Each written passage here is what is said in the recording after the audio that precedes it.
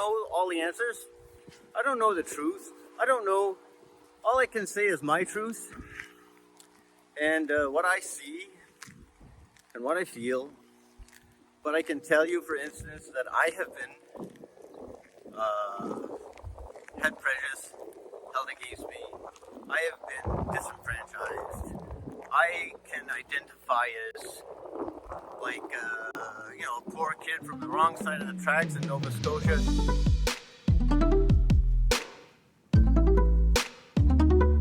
Please don't hate me. I really do want to be a part of the solution. I really do want to be responsible and kind to my neighbors. I really do want to have a beneficial effect here, and I really do want to have a healthy discussion and a hopefully educated and reasonable, intelligent discussion about some of the things that are going on in the world these days.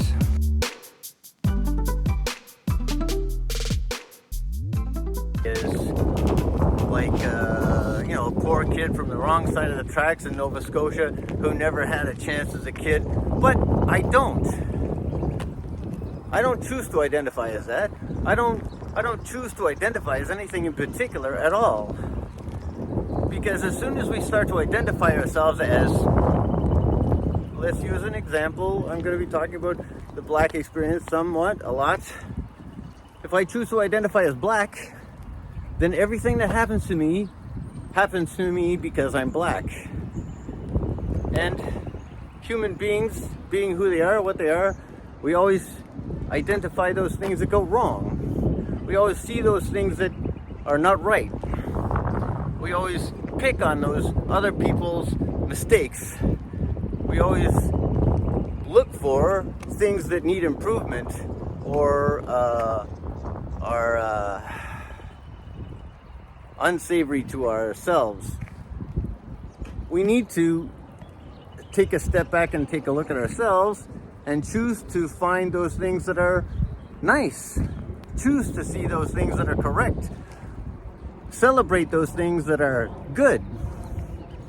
Like teachers or like dog trainers, like coaches and so on. That's always the difficult part, is to see the other person do something right. Because when you do something right, it's just like walking and chewing gum, that's the way it's supposed to be. But we as humans always find fault and pick on those things that are wrong. I'm charging the world with the responsibility to want to look within themselves and choose to be that is good. It's not always easy. We talk about being inclusive groups and inclusive, it's not inclusive, it's exactly the opposite. It's exclusive. It's people choosing to be with people that are like-minded to them. It's choosing to be something that is a self-serving group. We together identify as this, and we together choose to be that. But if you're not with us, then you're against us, and that attitude has to change. There's too many groups now. There's too many people that are banding together and like the hashtag Me Too movement, the Pride movement, the Black Lives Matter movement, and all this kind of stuff. We have these issues that we want to resolve, but we're choosing to be more fractious. We're choosing to identify as groups. It's creating more fraction, it's creating more friction, it's creating more conflict, and it's creating more misunderstanding than it's creating understanding. It's not creating understanding. It's not creating inclusiveness. It's not bringing the world together. It's doing exactly the opposite. And we need to identify that. We need to work together to be that which we despise. To be that which we choose to identify as good. We keep waiting for other people to take responsibility, to be kind to us. We complain that we're being discriminated against because of this, and so somebody else has to do something for us to rectify that. Well, I charge you with the idea that maybe you need to be that person. You need to be the other person. You need to be the one that reaches out, and you need to be that person for somebody else, right? I mean, that's our job as human beings. That's why we're a society, but nowadays too many people are only into what they need, what they want, what they can get. And it's true. I mean, it's difficult sometimes when you're in a competition with somebody else. I mean, it's not in our nature to give the other guy a break and to let him go first. It's not easy for us to let somebody else have an opportunity at a job when we feel we were qualified. It's not easy for us to have patience when we need to get ahead, when we need to make a mark for ourselves, when we need to move forward. We're young and when we're going out to conquer the world and everything like that, and it's difficult for us to take a back seat to somebody else. It's difficult to us to listen to our parents or to listen to our coaches or to take responsibility when somebody else could do it.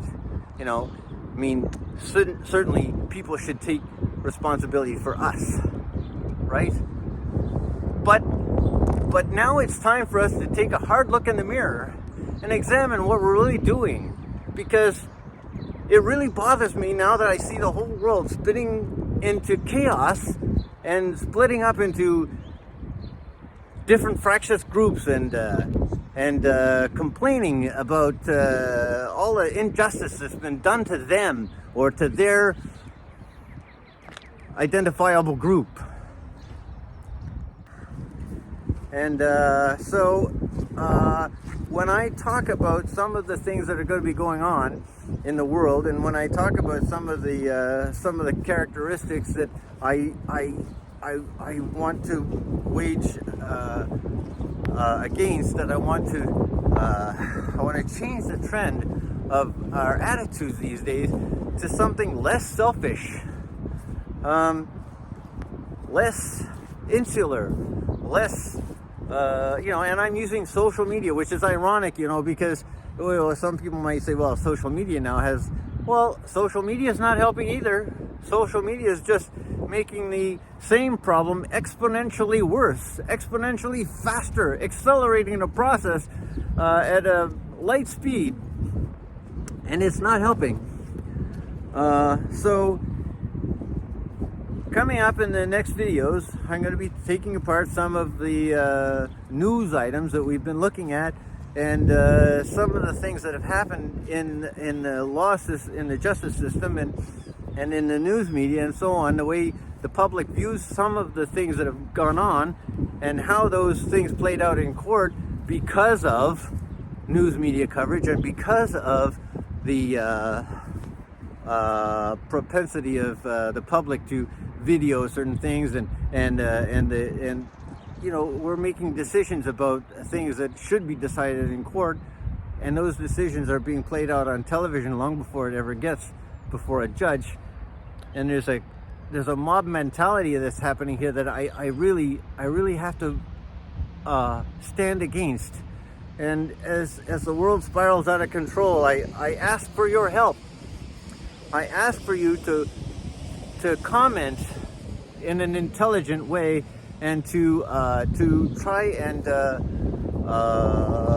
understand and be thoughtful and be patient and be intelligent. And maybe I'm wrong. There's probably lots of things I'm going to be wrong about. I'm no expert. I'm no sociologist. I'm not a preacher. I'm just a regular old guy trying to get by in the world. Just like 99% of the rest of the world. And I mean 99% of the rest of the blacks, the rest of the whites, the rest of the Chinese, the rest of the Jews, the rest of the Muslims, the rest of the Christians, all the rest of the world, Chinese and French whatever, Russians, even Germans.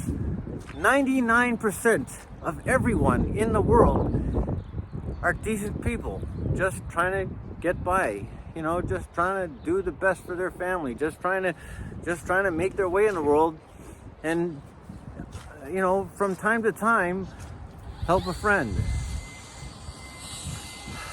So if we're looking at other people and saying those other people, then we have to take a step back and recognize that to them, we're the other people, right? We are the other people. We are the other people. It's up to us to be what we would want other people to be, right? If we want other people to be kind to us, well, then we have to be kind. If we want other people to be generous to us, then we have to be generous. If we want the other people to be patient with us, then we have to be patient. That's the job.